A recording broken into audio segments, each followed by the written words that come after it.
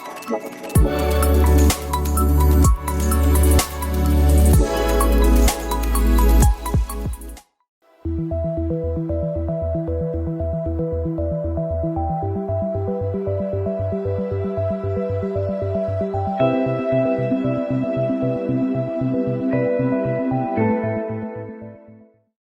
boys and girls. Welcome to Science in Daily Life. I am Sir Zamin. And I am Miss Riemann.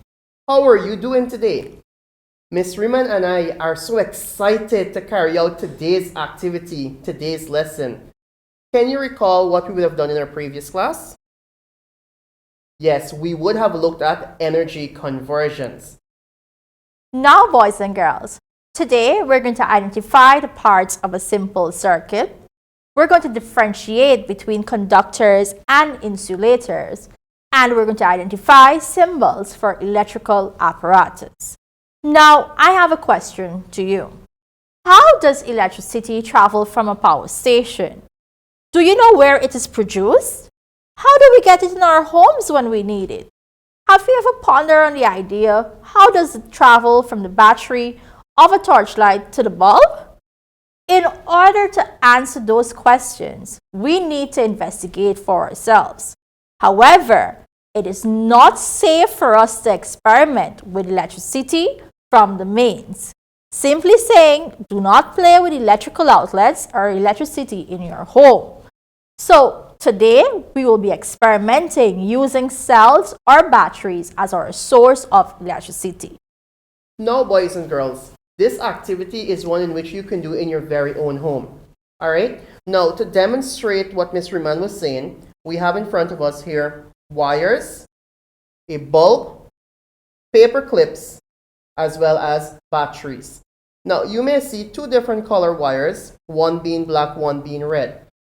What the color actually do is to help us to easily identify what is the positive part of the battery and what is the negative part. So we're going to get straight into this activity to show you how electrons actually flow through to make that bulb light. So I'm going to connect my battery. And Sar is connecting his negative terminal there, and we're putting the positive terminal or attaching to the positive terminal. So Ms. Riemann is going to connect our two paper clips, which are acting as a our switch. And there you go, boys and girls. And our bulb is lighting. All right. So what did you observe? When the bulb lights, we think of the electricity as a current passing through it. As soon as the switch is turned off, the bulb goes out because the current stops. As you can see, it is off, so the bulb is not lighting. And when it's on, it lights. So what does this say, students? For electric current to flow, there must be an unbroken path for it from the cell and back again. In other words, there must be a complete circuit through which the current can pass. Remember, boys and girls, when it's off, it is not lighting. And when it's on, or when we connect the switch, we have electricity being flowed and there is light being produced in our light source. Now, students, materials which allow electric current to pass through them are called conductors, whereas those materials which do not allow electric current to pass through them are called insulators. The power station sends electricity to our homes through electrical cables, forming a circuit. The torchlight in an electrical circuit connecting the cells to the bulb. And we also have, in regards to the torchlight, I'll explain to you how the flow of electricity occurs. Often in the torchlight with a metal casing, the metal acts as a part of the circuit, from the battery to the bulb, and it allows electricity to flow. There are some torchlights around us, boys and girls, and I'm sure you have held a few before, that has a plastic casing.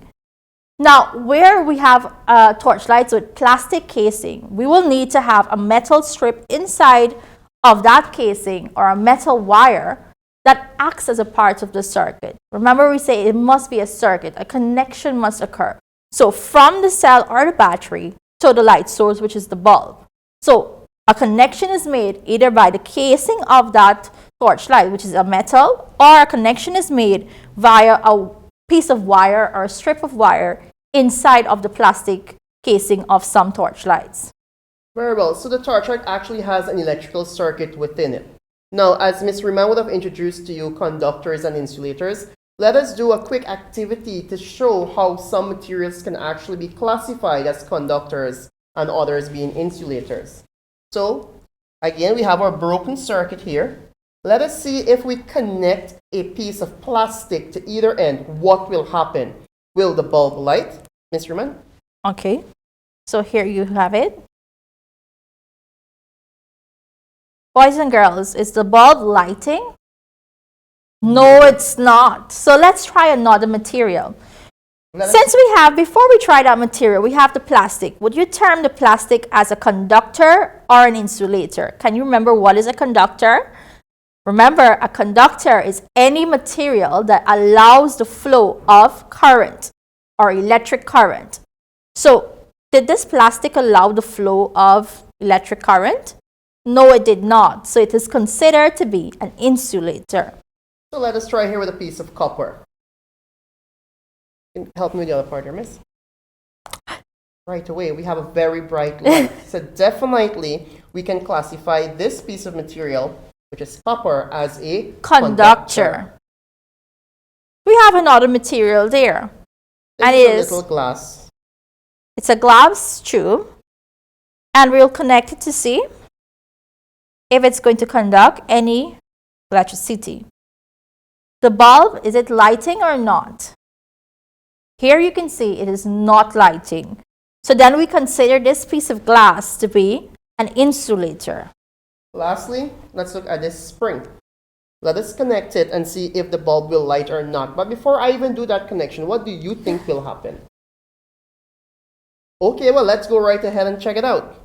Miss, you can help me with the other part here.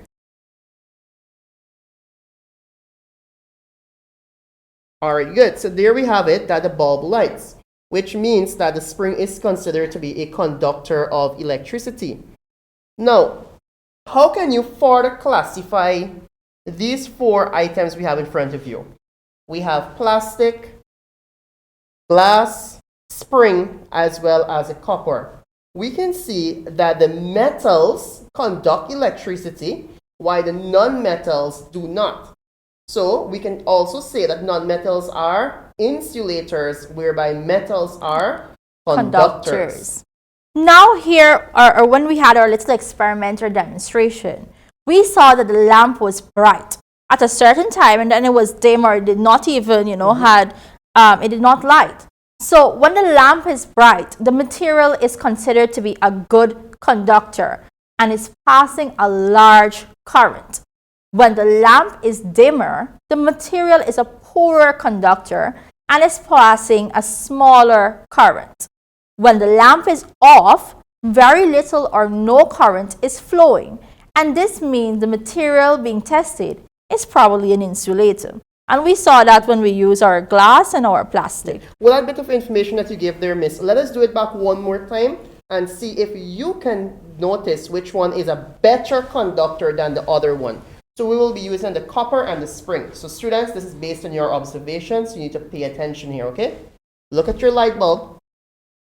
Let us start with our copper. I want you to look at the intensity of the light. Is it very bright? All right, let's look now at the spring.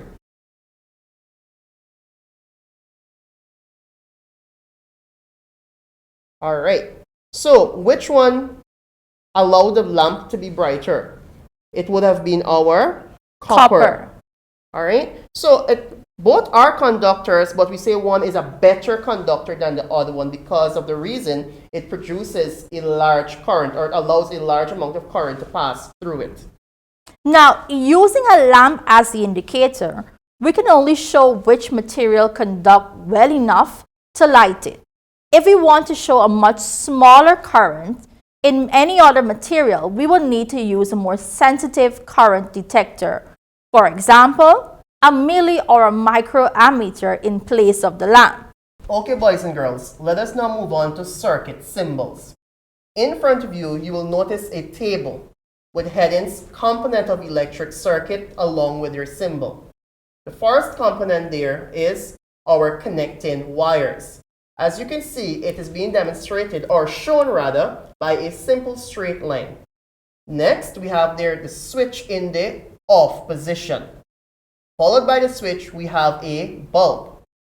The bulb is represented there, as you can see, as a straight line, a little curly, and a curly stroke and a circle. And you can have the symbol here for a bulb. We also have there a representation of the cell. And you can see the cell is represented by two strokes, a long one and a shorter one, showing us the positive and the negative terminals. You also have there the switch in on position, meaning there's a connection occurring.